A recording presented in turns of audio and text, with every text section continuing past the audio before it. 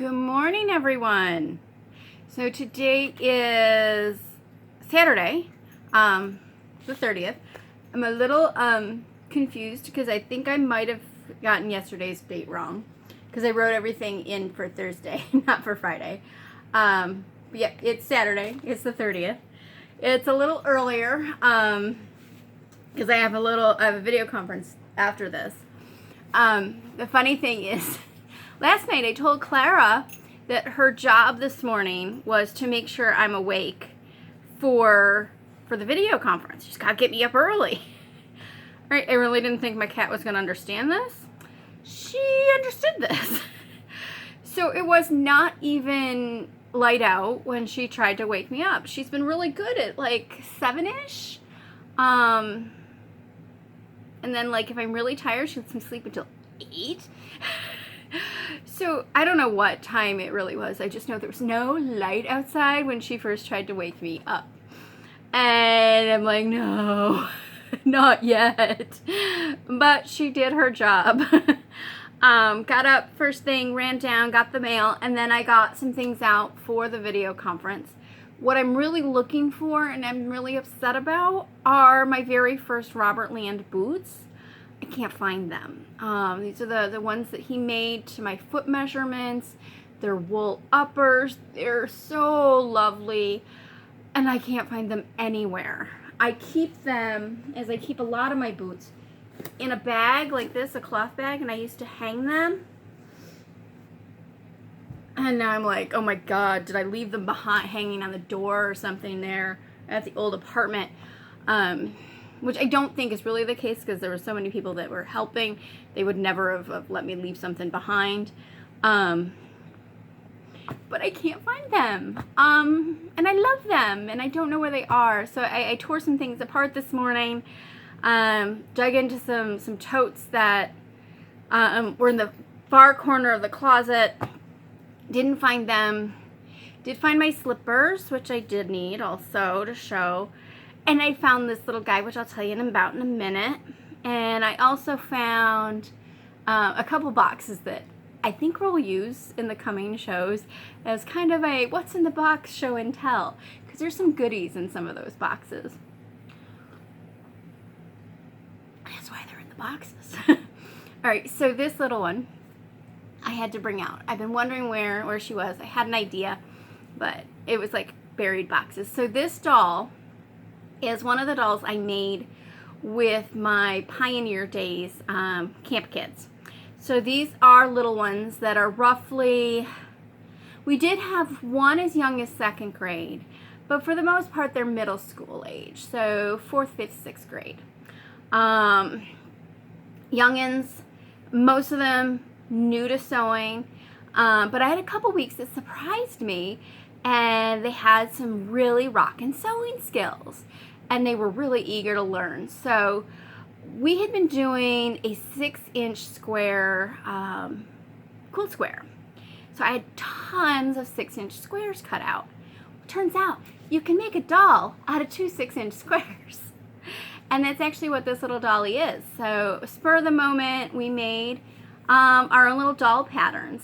So her midriff is one, her legs and arms are another, and I think her head I had done as part of her her torso.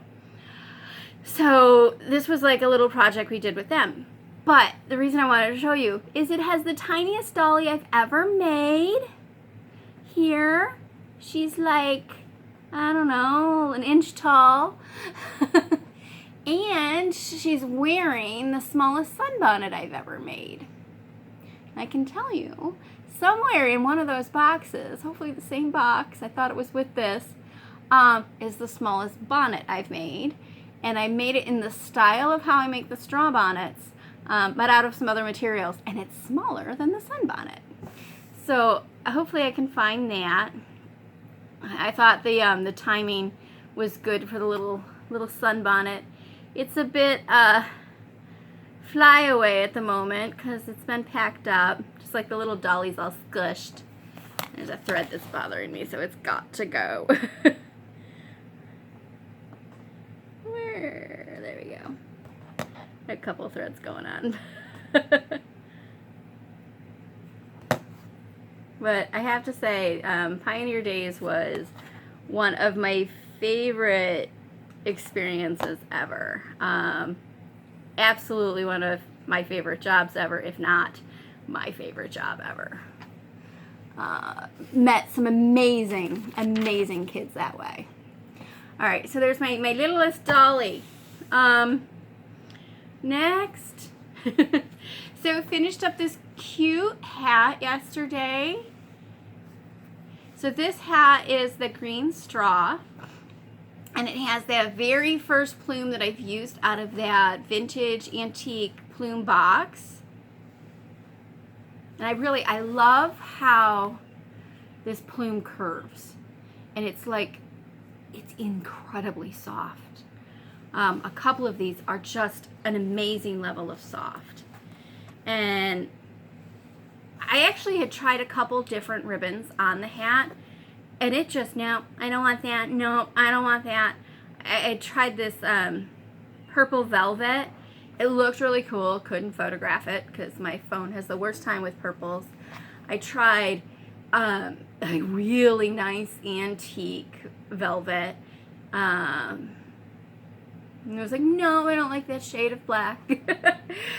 It wanted this wild little vintage satin ribbon. And it's a single-sided satin, a single-face satin, but it's really thick and lush. I like it. It's got a softness to the face that most satins don't have. I did not fiber test the ribbon, so I don't know exactly what it is, but I will be amazed if there isn't a silk content in there. It honestly feels like a silk cotton combination to me. So, and it does have the ties underneath to help tie it on. And I suggest tying them in the back under your hair. Currently, she's up in Etsy at $200, which is what I've been putting my decorated hats up for. I'm feeling kind of bored, so we're going to play a game. In the past, I've played this game and had a lot of fun with it. So I'm going to upload this video, and then I'm going to play with the price. I'll lower it a little, I'll raise it a little, I'll lower it a little, and I'll raise it a little. It might be $1, it might be $5, I might go $10. I'm going to do this throughout the day, see if it sells. Like I said, I've done it in the past, had a lot of fun with it, and yeah, it's just because I'm bored. All right, so there's that.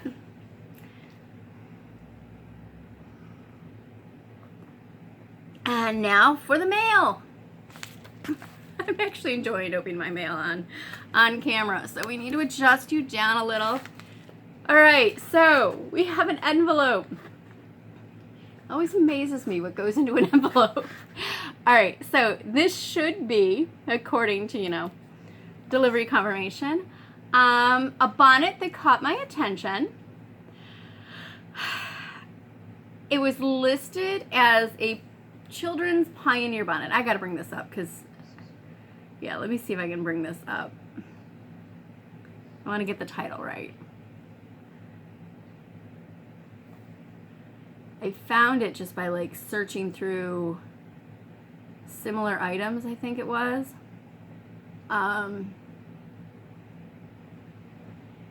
that it? No, we gotta go to eBay. Purchase history. All right. Antique Child's Prairie Bonnet Gingham Purple Check. Here's the catch. It was in a category for vintage and antique cotton fabrics. So, a category that's usually just, fabric. And here's this bonnet.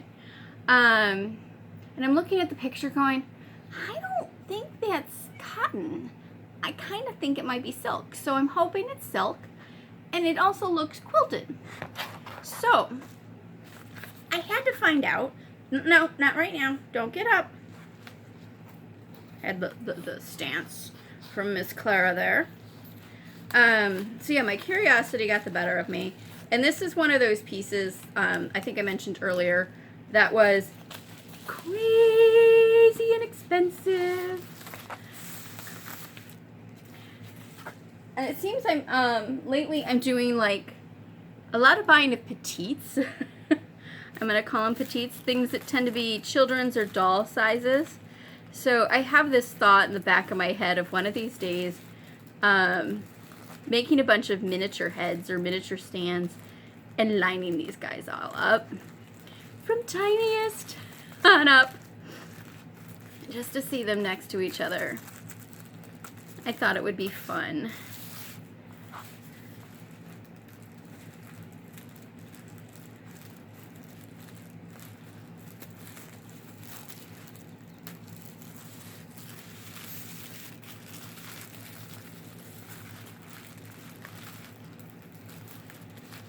Sometimes I get nervous using the scissors to cut the tape and stuff away because I never know how someone's packaged. This person has definitely reused their tissue, which is awesome. I am very in support of that. It's actually a really thick tissue. And it's folded in a way that I'm not as nervous. All right, I think I can just... Oh, it's so cute. Oh, I was saying about the price and being inexpensive. A friend of mine made a comment once about $5, and I gotta say, I often reflect back. I can stick to the $5 quite easily at some of our local estate flea market sales. With eBay as of late, since I can't go to those sales, it's more like a $10 thing and a $20 thing. There's been a lot of $10 things. All right, and yeah, this is not cotton. Okay, so let's bring the camera in a little here because y'all need to see this. It is absolutely adorable. All right, so here, little light. So yeah, my little light, by the way, guys, is from Chestnut Bay. So it's one of the goodies that we were offered during the Friday Frolic. Last night's Friday's Frolic was an absolute hoot. I lost track of how many fabrics she offered at a sale price. Most of them were batiks. Then there were a lot of 4th of July patriotic fabrics.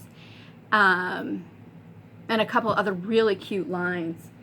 I'm hoping she'll do a reproduction group soon too. All right, so where to begin? All right, so this, what she's calling gingham, is a little little plaid. So it's a purple ground with 2 purples going. Going this way is the darker purple. Going this way is the lighter purple. All right, so this is a single piece here, and I'll have to take a closer look. I'm not sure if this is one piece or if there's going to be a seam under this little guy, but there is a little seam here, and I see something going on there. Okay, and then it's got this little piping. This is small. So this was definitely a small child's. The facing piece here, this is a silk satin. There's a tiny little bit of black here under this like hair thin lace. I'm gonna have to get you guys some pictures of that.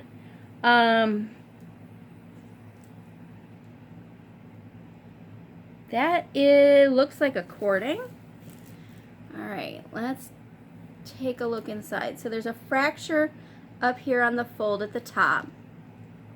All right, I don't remember if there were pictures inside, but the inside does have some water damage. You know what? This is actually a good time to talk about that.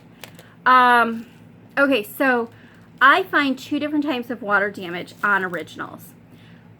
Water damage, moisture damage from wear. So that's going to be where your sweat points are. A lot of times your neck or up at the top of your brow line. And then there's going to be water damage from storage. And I'm going to consider this water damage from storage because there's a water spot here, but it's all radiating from one point. And at the same time, I've got these wear spots here, here, and here, and these two actually line up. So I suspect there was something here, potentially a bug at one point, that died and, withered away and caused this damage to the silk. Okay? Potentially there was one here, but since there's no spot there, I suspect the fold was off, so this did not creep into this side. I really kind of wondered if this was a ribbon, but I don't see any salvage. This has beautiful hand sewing. Sometimes when you see the hand sewing, it is out of rhythm, not equally spaced. This has some whip stitching that is very well spaced. Most of it's white except for this black thread, which I think is for that cording. I'll be very careful. I need the light again. I can kind of see the batting. So it is batted very thinly. I'll be able to use the magnifier for the batting at some point. Very thin and brown. It is not a fabric, best I can tell, because that is not woven fabric. It's probably a wool and just spread out. This entire lining is cotton. The edge around the entire piece, including the curtain, is a silk satin. And that looks like it was sewn in 3 ways. Okay, so it has a little cord in the edge. So it was probably made as a piece of corded binding, sewn on as such, and then the edge turned under. Not a technique I commonly see. Nifty. It's very neat. And that back piece, the crown to curtain, is a single piece with some piecing added in, I believe, to get the fullness to the curtain. The ribbon was originally pink, a nice light pink. I'm not sure if I'm going to be able to guess a width. Oh, yep, there's a piece that's open. This is a silk and cotton combination. Not yet, honey. So the ribbon itself is silk, and there is a double thread of cotton down each selvage edge. Not uncommon. That gives you a nice thicker selvage edge. It has definitely faded from the pale pink to some orange. There's bug damage on that too. So I'm going to call these holes bug damage, and I'm going to call the holes on the ribbon bug damage. So she's definitely going to go in the freezer. But I am quite pleased. You know what? We haven't turned her over yet. Let's make sure. Yeah, this side's in good shape too. So one of the things I do want to do, because I want to support this piece, this area here, is I'm going to stick some tissue in here. Now this piece of tissue is just going to be for the duration of going in the freezer.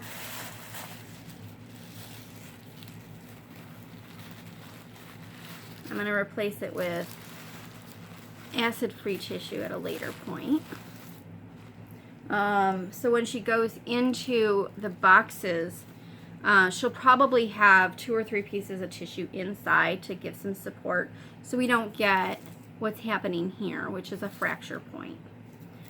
But yeah, I'm pretty happy with that. As we said, price was amazing. Not quite $5, but close. So I'll grab a couple more pictures, I think, to include with the post today. Otherwise, I've got to let you go because I need to eat a little bit and then get ready for the video conference, which, realizing I got to clear a bunch of space for the laptop. All right, everybody have a good day. I'll talk to you all soon. Bye-bye.